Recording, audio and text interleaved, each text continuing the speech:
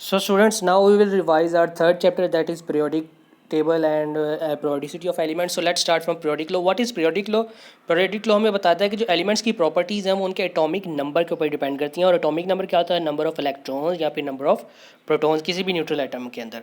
उसके बाद एलिमेंट्स को पीरियोडिक टेबल के अंदर जो था वो अरेंज कर दिया गया था on the basis of their increasing atomic number, ठीक है। और इस एटॉमिक नंबर की बेस के ऊपर, इंक्रीजिंग एटॉमिक नंबर की बेस के ऊपर एलिमेंट्स जो थे उनको हॉरिजॉन्टल रोज के अंदर और वर्टिकल जो कॉलम्स थे उनके अंदर अरेंज कर दिया गया, जिनको हम पीरियड्स कह देते हैं और ग्रुप्स कह देते हैं, ठीक है। और एलिमेंट्स की जो प्रॉपर्टीज़ थी वो एक रेगुलर इंटरवल के बाद रिपीट हो रही थी। फॉर एग्जांपल सेकंड या थर्ड जो पीरियड है उसके अंदर हर जो एट्थ एलिमेंट, नाइन्थ एलिमेंट है उसकी प्रॉपर्टी जो थी वो पहले एलिमेंट के साथ मिलती जुलती थी।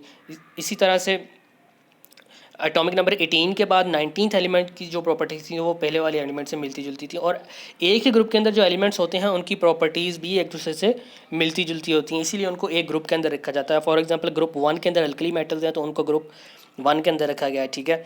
उसके बाद नेक्स्ट है हमारे पास long form of periodic table. तो long form of periodic table में आपको बताया कि हॉरिजॉन्टल रोज बना दी गई, उनको पीरियड्स कह दिया, और वर्टिकल जो कॉलम्स बनाए गए उनको ग्रुप्स कह दिया। तो जो पीरियड होते हैं उनके अंदर क्या है कि उनको एटॉमिक इंक्रीजिंग एटॉमिक नंबर की बेस पे अरेंज किया गया था, ठीक है।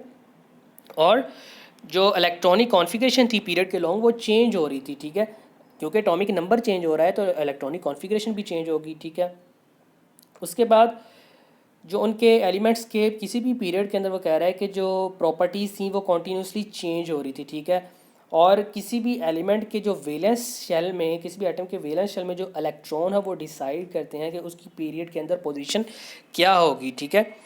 फॉर एग्जांपल अगर एक एलिमेंट है जिसके वैलेंस शेल के अंदर एक इलेक्ट्रॉन है तो वो सबसे लेफ्ट मोस्ट पोजीशन के ऊपर होगा पीरियोडिक टेबल के अंदर, ठीक है।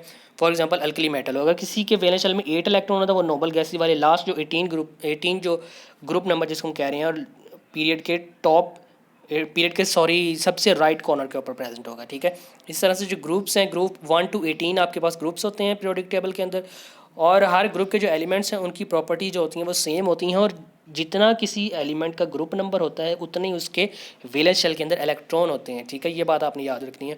उसके बाद इसके सैलिएंट फीचर्स हमने पढ़े थे कि जो पीरियड्स हैं वो कितने होते हैं, 7 पीरियड्स होते हैं, ठीक है। और उनके अंदर एलिमेंट्स कितने कितने होते हैं उनके अंदर, और फिर ग्रुप्स जो है वो 1 to 18 ग्रुप्स होते हैं पीरियोडिक टेबल के अंदर, ठीक है। और किसी भी ग्रुप के अंदर जो है वो एलिमेंट्स की जो केमिकल प्रॉपर्टीज़ होती हैं वो मिलती जुलती होती हैं, ठीक है। लेकिन पीरियड में जो होती हैं केमिकल प्रॉपर्टीज़ एलिमेंट्स की वो डिफरेंट होती हैं एक दूसरे से। उसके बाद नेक्स्ट जो है वो हमारे पास आ जाता है कि मॉडर्न पीरियोडिक टेबल के अंदर डिफरेंट ब्लॉक्स बनाए गए थे। वो ब्लॉक्स किस तरह से बनाए गए थे कि वैलेंस शेल की जो उनकी इलेक्ट्रॉनिक कॉन्फ़िगरेशन थी उस बेस के ऊपर। फॉर एग्जांपल एस ब्लॉक जो एलिमेंट्स थे उनके वैलेंस शेल के जो इलेक्ट्रॉन थे वो किस में थे, वो एस सब शेल के अंदर थे। जो पी ब्लॉक के थे उनके वैलेंस शेल के इलेक्ट्रॉन किस में थे, पी ब्लॉक के अंदर थे। और इसी तरह से डी ब्लॉक के जो वैलेंस शेल के इलेक्ट्रॉन है वो डी ब्लॉक के जो एलिमेंट्स हैं उनके वैलेंस शेल के इलेक्ट्रॉन डी सब शेल में होते हैं, इस वजह से उनको हम डी ब्लॉक एलिमेंट्स कह देते हैं। और इसी तरह से एफ ब्लॉक वालों के एफ सब शेल के अंदर होंगे। तो इस तरह से 4 ब्लॉक्स के अंदर जो था वो पीरियोडिक टेबल को डिवाइड कर दिया गया था। उसके बाद पीरियड्स जो हैं उसके अंदर लेंथेनाइड्स और एक्टिनाइड्स भी होते हैं। आपको पता है कि एटॉमिक नंबर 57 के बाद यानी कि लेंथनम के बाद एक नई सीरीज़ जो है वो आपके पास होते वो पीरियड नंबर 6 और 7 के अंदर ही हैं। जो लेंथेनाइड्स हैं वो पीरियड नंबर 6 में है, और एक्टिनाइड्स जो है वो पीरियड नंबर 7 के अंदर है। बट उनको चूँकि पीरियोडिक टेबल की एक अरेंजमेंट जो है उसको बरकरार रखने के लिए उनको 6 और 7 पीरियड से निकाल कर नीचे जो है वो अरेंज कर दिया गया, जिनको हम कह रहे हैं कि ये लेंथेनाइड्स हैं और एक्टिनाइड्स हैं। और लेंथेनाइड्स क्यों कहते हैं, क्योंकि वो स्टार्ट हो रही है सीरीज़ फ्रॉम लेंथनम से, और जो एक्टिनाइड्स है वो स्टार्ट हो रहे हैं एक्टिनियम से, तो इस वजह से उनके ये नाम रखे गए हैं, ठीक है। उसके बाद हर पीरियड का जो फर्स्ट एलिमेंट होगा वो अल्कली मेटल होगा, और एंड वाला जो एलिमेंट होगा वो नोबल गैस होगी, ठीक है। तो इस तरह से जो पीरियोडिक टेबल जो है उसको अरेंज किया गया था इन पीरियड्स एंड ग्रुप्स। और ग्रुप नंबर 1 जो है उसके अंदर आपको पता है कौन कौन से एलिमेंट्स होते हैं, hydrogen, lithium, sodium, potassium, rubidium, caesium and francium, ठीक है। तो इसको आप याद भी कर सकते हैं कि एक सिंपल लाइन से, हाली ने की रब से फरियाद। हाली से एच से हाइड्रोजन बन गया, ली से लिथियम, ने से सोडियम, की से पोटाशियम। तो इस तरह से आप उसको याद रखने के लिए ये लाइन भी यूज़ कर सकते हैं, ठीक है।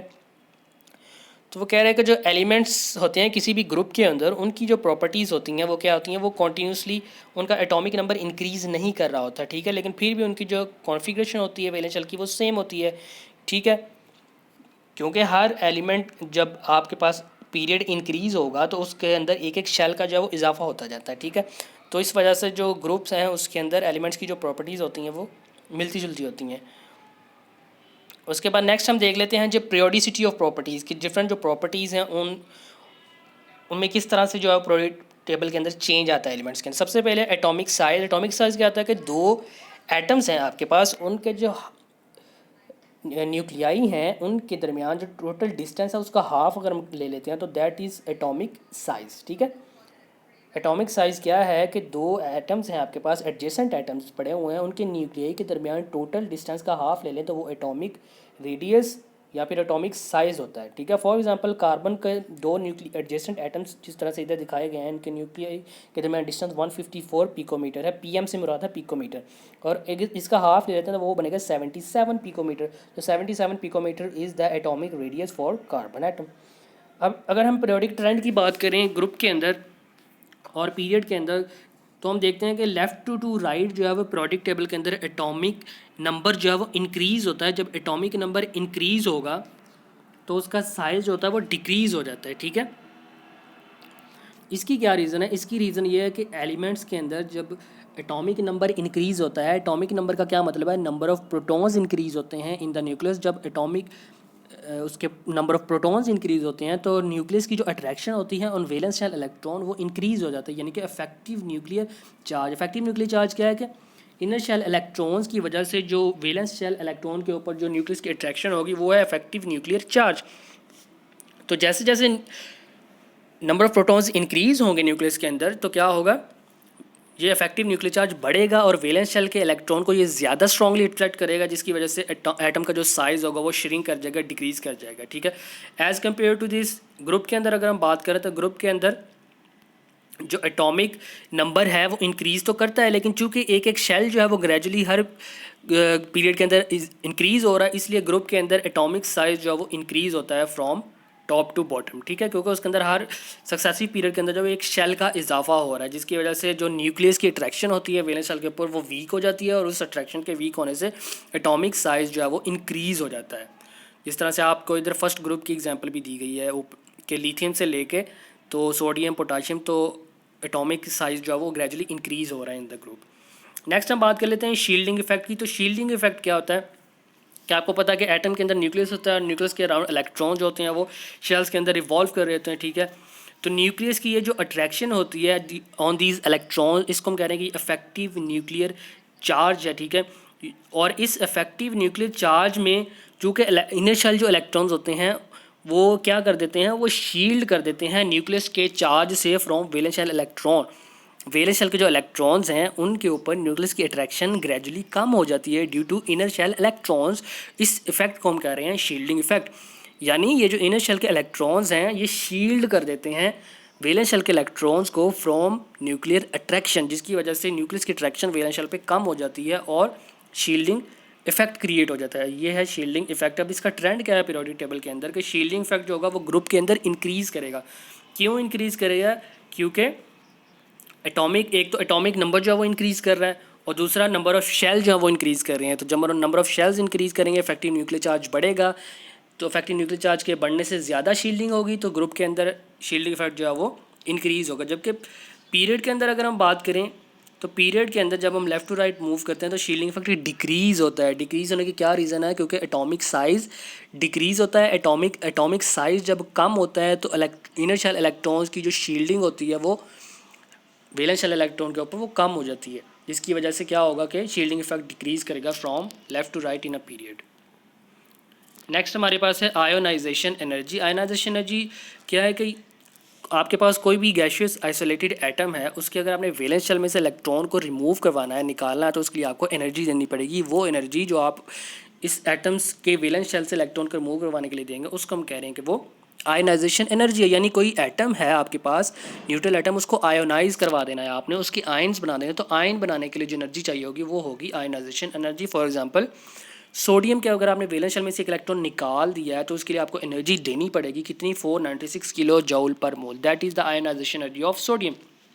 अब ये तो था एक इलेक्ट्रॉन के लिए, अगर आपने मज़ीद एक इलेक्ट्रॉन निकालना हो तो फिर क्या होगा कि फिर आपको ज़्यादा एनर्जी देनी पड़ेगी। क्यों? क्योंकि न्यूक्लियस की अट्रैक्शन, पहले फॉर एग्जांपल वैलेंस शेल में 2 इलेक्ट्रॉन थे तो उनके ऊपर अट्रैक्शन हो रही थी न्यूक्लियस की, लेकिन एक इलेक्ट्रॉन आपने रिमूव करवा दिया तो अब न्यूक्लियस की टोटल अट्रैक्शन एक ही इलेक्ट्रॉन के ऊपर होगी। तो अब उस अट्रैक्शन को तोड़ना आपके लिए ज़्यादा मुश्किल होगा, तो ज़्यादा एनर्जी देनी पड़ेगी। इसी तरह से थर्ड को तोड़ना और ज़्यादा मुश्किल होगा, तो थर्ड के लिए और ज़्यादा एनर्जी। तो जैसे जैसे इलेक्ट्रॉन, नंबर ऑफ़ इलेक्ट्रॉन जो आप फर्स्ट से सेकंड, सेकंड से थर्ड इलेक्ट्रॉन की तरफ मूव करते जाते हैं रिमूव करने के लिए इलेक्ट्रॉन एटम के वैलेंस शेल से, तो आपको ज़्यादा एनर्जी देनी पड़ती है। दिस इज़ द रीज़न कि जो फर्स्ट आयनाइजेशन एनर्जी है उससे सेकंड आयनाइजेशन एनर्जी हमेशा ज़्यादा होगी और सेकंड से थर्ड हमेशा ज़्यादा होगी। आयनाइजेशन एनर्जी का ट्रेंड क्या होगा कि चूँकि पीरियड के अलॉन्ग एटॉमिक साइज डिक्रीज़ करता है, न्यूक्लियस की अट्रैक्शन स्ट्रॉन्ग होती है ऑन वैलेंस शेल इलेक्ट्रॉन, जिसकी वजह से क्या होगा कि हमारे लिए उस अट्रैक्शन को तोड़ना मुश्किल होगा, तो ज़्यादा एनर्जी देनी पड़ेगी। तो पीरियड के अलॉन्ग आयनाइजेशन एनर्जी इंक्रीज़ करती है और ग्रुप में चूँकि साइज़ इंक्रीज़ होता है, nuclear attraction on valence shell electron weak होती है, तो वैलेंस शेल से इलेक्ट्रॉन को रिमूव करवाना ईजी होता जाता है, इसलिए कम एनर्जी देनी पड़ती है। तो न्यूक्लियस, तो ग्रुप में के अंदर क्या होता है कि आयनाइजेशन एनर्जी डिक्रीज़ करती है, ठीक है। इसी तरह से इलेक्ट्रॉन एफिनिटी क्या है कि ये वो एनर्जी है जो अगर हम किसी भी गैसियस एटम के वैलेंस शेल में इलेक्ट्रॉन को ऐड करवाना हो तो उस ऐड करवाने से जो एनर्जी रिलीज़ होगी उसको हम कह रहे हैं electron affinity. For example fluorine था, उसमें एक इलेक्ट्रॉन ऐड करवा दिया तो उस दौरान जो एनर्जी रिलीज़ हुई है -328 किलो जूल पर मोल, ये वो है इलेक्ट्रॉन एफिनिटी। और इसका ट्रेंड क्या होगा? इसका ट्रेंड भी आयनाइजेशन एनर्जी जैसा ही होगा कि अलॉन्ग द पीरियड डिक्रीज़ होगी और अलॉन्ग द पीरियड इंक्रीज़ होगी, और अलॉन्ग द ग्रुप जो है वो from top to bottom decrease होगी। और रीज़न क्या है? सेम आयनाइजेशन एनर्जी वाली के साइज़ जो है वो पीरियड में कम हो रहा है, न्यूक्लियस की अट्रैक्शन जो है वो स्ट्रॉन्ग हो रही है वैलेंस शेल इलेक्ट्रॉन, जिसकी वजह से क्या होगा, एनर्जी ज़्यादा रिलीज़ होगी। इसी तरह से व्हाट इज़ इलेक्ट्रोनेगेटिविटी? तो इलेक्ट्रोनेगेटिविटी क्या है कि कोई भी दो एटम्स हैं या किसी भी मॉलिक्यूल के अंदर, तो उन्होंने, आपने जैसे कोवेलेंट बॉन्ड पढ़ा हुआ है तो म्यूचुअल शेयरिंग से बनता है, ठीक है। तो उस शेयर्ड इलेक्ट्रॉन पेयर को जो अपनी तरफ अट्रैक्ट करने की जो एबिलिटी है उसको हम कह रहे हैं वो इलेक्ट्रोनेगेटिविटी है, ठीक है। और इलेक्ट्रोनेगेटिविटी का ट्रेंड क्या है? इसका ट्रेंड भी आयनाइजेशन एनर्जी इलेक्ट्रॉन एफिनिटी जैसे ही कि पीरियड के अंदर जो है चूँकि हम लेफ़्ट टू राइट मूव करने से एटॉमिक साइज़ जो है वो एटम्स का कम होता है, इफेक्टिव न्यूक्लियर चार्ज बढ़ता है। जब इफेक्टिव न्यूक्लियर चार्ज बढ़ता है तो क्या होगा कि जो शेयर्ड पेयर ऑफ इलेक्ट्रॉन से न्यूक्लियस का जो डिस्टेंस होता जाता है वो कम होता जाता है, तो वो ज़्यादा उसको अपनी तरफ अट्रैक्ट करता है, जिसकी वजह से इलेक्ट्रोनेगेटिविटी क्या होती है? इन्हांस करती है from left to right in a period. लेकिन ग्रुप के अंदर क्या होगा? ग्रुप के अंदर टॉप टू बॉटम साइज़ बढ़ रहा है, जब साइज़ बढ़ रहेगा तो न्यूक्लियस का जो उस शेयर्ड इलेक्ट्रॉन पेयर से डिस्टेंस भी बढ़ेगा, तो वो उसको अपनी तरफ कम अट्रैक्ट करेगा, तो इलेक्ट्रोनेगेटिविटी भी कम होगी। तो इस तरह से ग्रुप के अंदर इलेक्ट्रोनेगेटिविटी डिक्रीज़ करती है। So students, this was our revision of chapter number 3।